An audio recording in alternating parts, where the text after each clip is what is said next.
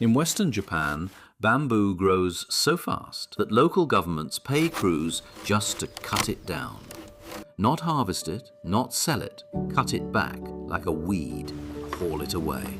Meanwhile, in an American living room, a contractor is on his knees installing oak, plank by plank, at close to 3 times what that Japanese bamboo would cost if you could actually buy it here. You can't really, not from Japan. That's strange once you sit with it. Japan has more bamboo than it knows what to do with. Literally, government workers are being paid to destroy the surplus. And yet, almost none of that material, or anything grown like it, is showing up on American flooring showroom floors. Somewhere between a Japanese hillside and a US living room, something is stopping this. It isn't the plant. The plant is the easy part of this story. Start with what bamboo can actually do underfoot, because the numbers are the reason this is worth talking about at all. Strand-woven bamboo, made by shredding bamboo fiber, compressing it under extreme pressure and binding it with resin, routinely tests north of 3,000 on the Janka hardness scale, the same scale flooring companies use to rate everything from pine to hickory. Some batches clear 5,000. White oak, the wood still holding up most American living rooms, sits around 1,360. That's not a small gap. It's a material that can outperform the industry standard by a factor of 2 or more, made from something that technically isn't even a tree. Here's the part that sounds made up but isn't. Researchers tracking Moso bamboo, the dominant species across both Japan and China, recorded a single stalk gaining nearly 119 centimeters in a single day. Call it close to 4 feet, overnight, from a standing start. The same plant can reach a mature height of over 20 meters in about 6 weeks. An oak tree spends 2 or 3 decades just getting tall enough to shade a porch. So bamboo is harder than oak, and it grows fast enough to make an oak forest look like it's standing still. On paper, this shouldn't be a hard sell, and for a long time in Japan, it wasn't one. Bamboo shows up in the Kojiki and the Nihon Shoki, the country's oldest chronicles, which puts its cultural footprint at something like 3,000 years. It built houses, it fed people.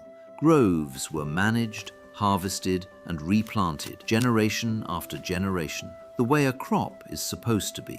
Nowhere more visibly than the bamboo grove at Arashiyama in Kyoto, still walked by tourists today, still standing because someone kept tending it. Then, post-war Japan changed what it needed.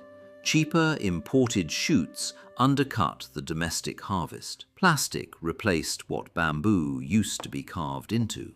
Fossil fuels replaced what it used to heat. And the labor of managing a bamboo grove, which is real, physical, unglamorous work done by hand on a slope with a blade, stopped paying for itself. Farmers walked away from their stands in droves. And bamboo did what bamboo does when nobody's cutting it back. It kept growing, whether anyone wanted it to or not. That surplus is what's spreading across those Western Japanese hillsides today. Left alone, a stand's edge creeps outward by 1 to 3 meters a year, swallowing farmland, hillside, whatever's next in line. Japanese forestry data puts the pace of abandoned bamboo expansion at somewhere around 20,000 hectares a year nationwide.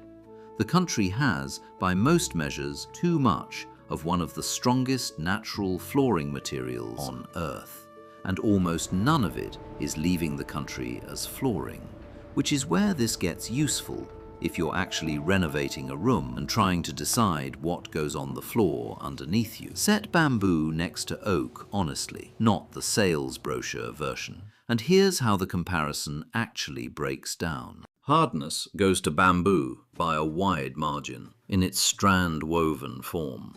Worth saying plainly, not all bamboo flooring is strand-woven. The simpler, traditionally milled kind lands close to oak, right around 1,300 to 1,400 on the same scale. So, bamboo beats oak is true of the good stuff. It isn't automatically true of everything wearing the name, which is exactly the kind of detail that gets left off a showroom sign. Growth and renewability go to bamboo decisively, and this is where the eco-pitch actually holds up under scrutiny instead of just sounding good. A stand can be back to harvestable height in about 5 years. An oak forest cut at the same rate wouldn't recover in a human lifetime. If you're weighing environmental impact alongside what's on the floor, that's not a marginal difference. It's a different order of magnitude. Moisture behavior is closer than most people expect, but bamboo still needs respect here. Strand-woven bamboo resists swelling better than solid hardwood, which is part of why it's found its way into kitchens and mudrooms, where oak used to be off the table. It isn't waterproof, and standing water will still damage it over time. But day-to-day humidity swings, the kind that make oak planks gap and cup over a season, tend to bother bamboo less. Radiant heat compatibility is closer than people expect too. Engineered bamboo from manufacturers like Moso is now rated for installation directly over radiant floor heating, provided the surface temperature stays under roughly 27 degrees Celsius, a spec that used to belong almost exclusively to engineered hardwood, not to anything grown in a season instead of a decade. Wear and appearance hold up in bamboo's favor as well, at least on the strand-woven end. Because the hardness rating runs so high, these floors resist the small dents that build up under table legs and dog claws over a decade of normal living, the kind of wear that eventually sends an oak floor back to the sander years before anyone planned on it. And the strand-woven process, which fuses shredded fiber under pressure instead of laying whole planks side by side, produces a marbled, almost stone-like grain pattern that doesn't read as obviously bamboo the way older, striped bamboo flooring did decades ago, a detail that matters if you've avoided bamboo before because of what it used to look like. Cost at the register usually favors bamboo too, when you can find real strand-woven product from a reputable maker. And that qualifier is doing a lot of work because it's the one place the comparison quietly breaks down. Here's the honest reason. Walk into an American flooring retailer and ask for bamboo, and what you'll almost certainly be shown is Chinese. Trade data on US bamboo flooring imports puts China's share at somewhere north of 70% of what the country buys, with Vietnam and India picking up most of the rest. Japan barely registers as a source at all. Not because Japanese bamboo flooring is inferior, if anything the opposite, but because it's a boutique, labor-intensive product trying to compete against a mass-volume industry built from the ground up for exactly this kind of export. Hold on to this for a second, because it changes how the ending lands. Japan's domestic bamboo flooring market is real, and it isn't small, valued at something like $0.4 billion in 2024 and expected to keep growing through the decade. But it's positioned deliberately as a premium good, high production costs, careful, small batch manufacturing. The kind of craftsmanship that shows up in a showroom in Osaka priced like a luxury import, not stacked in a warehouse aisle in Ohio next to the vinyl plank. And that's before US import rules even enter the picture. Composite wood products sold in America, which is what most factory-made bamboo flooring technically is, fall under a federal formaldehyde emissions rule that names bamboo directly, classifying it as a woody grass laminated product. Since 2024, non-exempt laminated bamboo flooring has had to clear the same third-party certification process as hardwood plywood before it's legally sellable here. That process isn't secretive or unreasonable. It exists to keep formaldehyde out of people's homes after a wave of flooring scandals earlier this decade made that a real and justified concern for buyers. But it comes with a fixed cost, whether you're certifying a container ship's worth of flooring or a single small batch.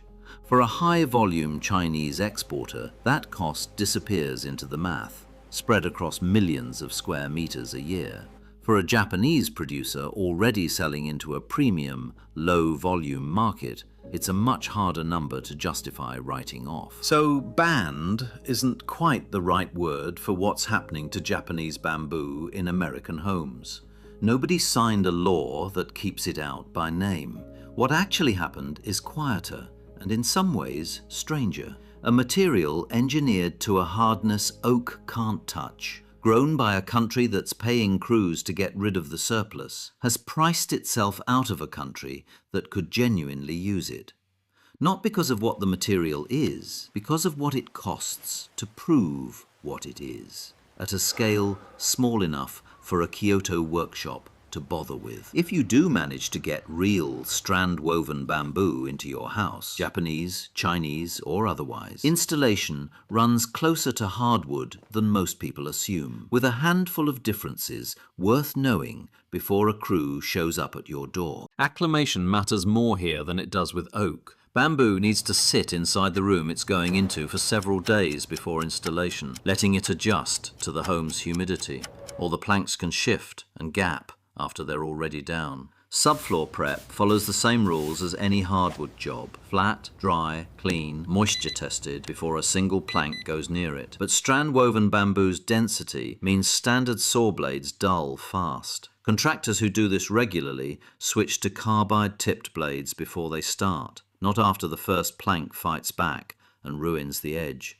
Most modern strand-woven product installs as a floating floor with a click-lock edge, which sidesteps a lot of the nailing and gluing that oak traditionally requires. Faster for a contractor and more forgiving for a homeowner tackling a room themselves on a weekend. Glue down remains an option over concrete subfloors, and it's usually the method of choice when radiant heating is involved, since a fully adhered floor transfers heat more evenly than one floating on an underlayment without the air gaps that can trap warmth unevenly under a floating install. One more point before signing off on a bid: strand-woven bamboo, once it's down, refinishes the way a good hardwood floor does. Sand it, recoat it, and a floor installed today can plausibly outlast the mortgage on the house it's in, which matters more than it sounds like it should, given how this story started, with a country cutting the same material down just to get rid of it. Timeline-wise, a typical room isn't dramatically slower to finish than an oak install.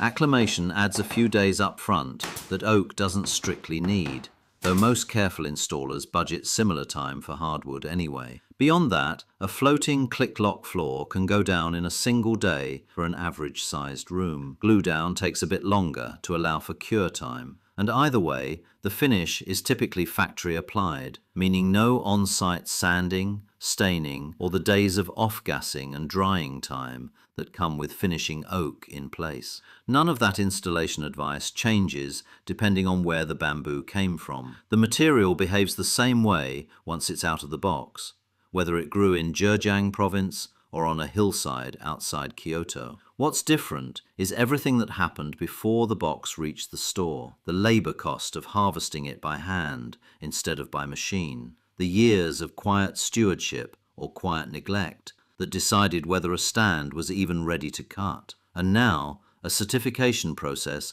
built for container-scale trade, tripping up a country trying to sell the same material in smaller, pricier batches. Somewhere in Western Japan right now, a crew is cutting back bamboo nobody asked for, on a hillside that's been outgrowing its own usefulness for decades. And somewhere in an American living room, a contractor is still on his knees, laying oak, 3 times the price, half the hardness, twice as easy to find.